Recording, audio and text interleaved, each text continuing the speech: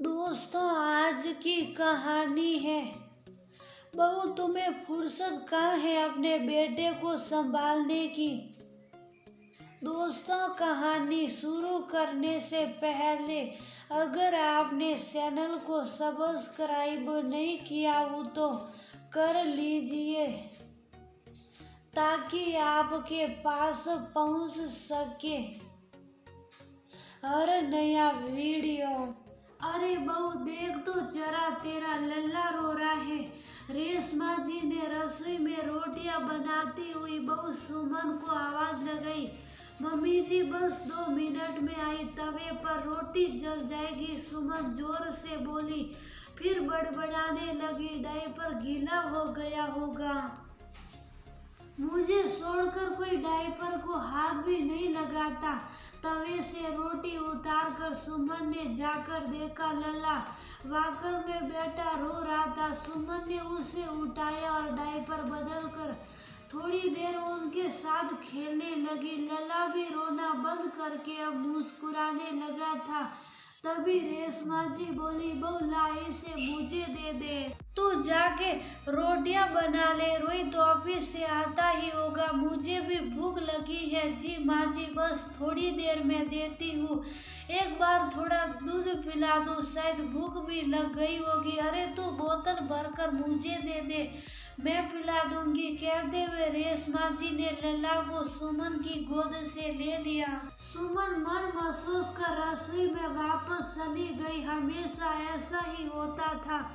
जब तक लल्ला हंसता खेलता था, हर कोई उसे खिलाता था, लेकिन जैसे ही वो रोने लगता या डायपर बदलना होता, सब सुमन को ही आवाज लगाते। मुश्किल से ही कभी सुमन अपने बेटे के साथ खेल पाती थी।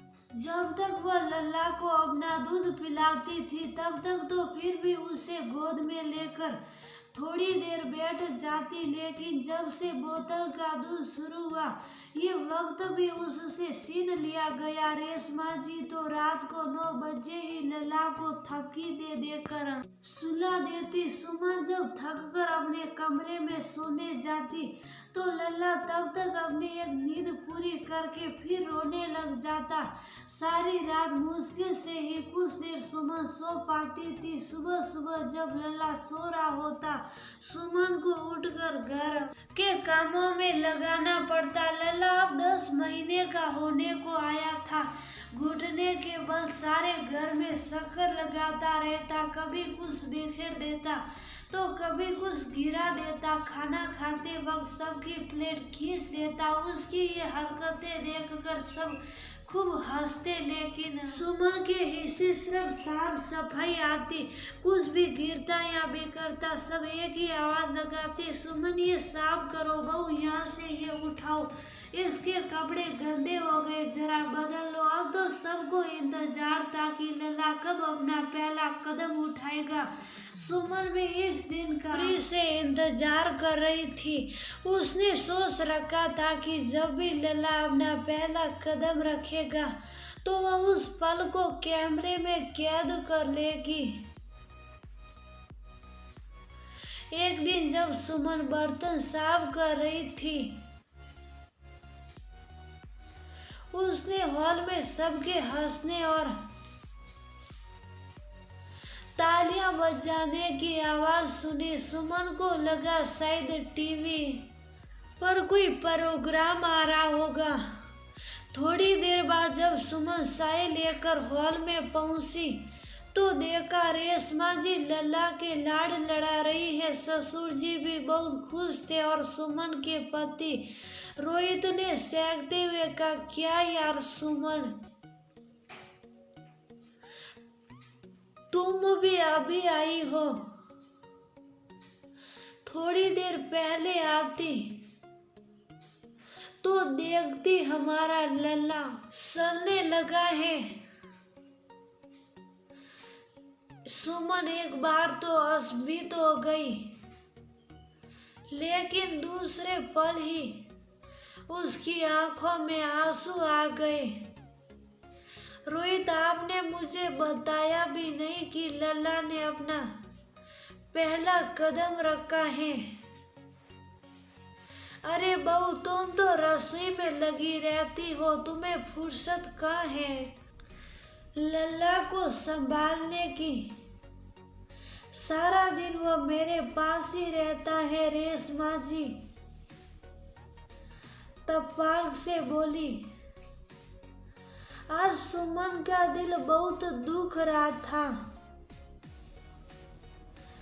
वो बोली, हाँ माँ जी, आप सही कह रही हैं, मुझे तो फुर्सत ही नहीं है लल्ला को संभालने की। लेकिन जब वह रोता है या फिर उसका डायपर बदलना होता है, तब तो एक सेकंड में ही आप सब मुझे काम के बीच में आवाज देकर बुला लेते हैं। तो फिर आज इस वक्त जब मेरा लल्ला अपने पैरों पर पहली बार खड़ा हुआ, तो आप में से किसी को मेरी याद नहीं आई क्या? सिर्फ रोता वह लल्ला ही मेरा है और हंसता खेलता आप सबका। सुमन आज फपक कर रो पड़ी। रोहित और सास ससुर सबकी नजरें नीचे झुक गई थी। आखिर सुमन ठीक ही तो बोल रही थी। सबको पता था कि हर माँ इस दिन का बेसब्री से इंतजार करती है कि उसका बच्चा कब अपने पैरों से चलना सीखेगा। फिर भी उसे इस पल से वंचित रखा गया। सुमन ने अपनी सास की गोद से लल्ला को उठाया और उसे सीने से लगाकर अपने कमरे में चली गई। आज उसका मन बहुत आहत था, लेकिन वह बहुत संतुष्ट थी कि उसने आज अपने मन की बात सबके सामने रख दी। साथ ही उसने खुद से भी वादा किया कि अब वह कठपुतली बनकर नहीं रहेगी।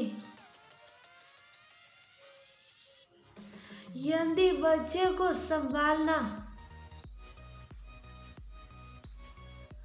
उसकी जिम्मेदारी है, तो उसके साथ खेलने का हक भी एक माँ को भी है।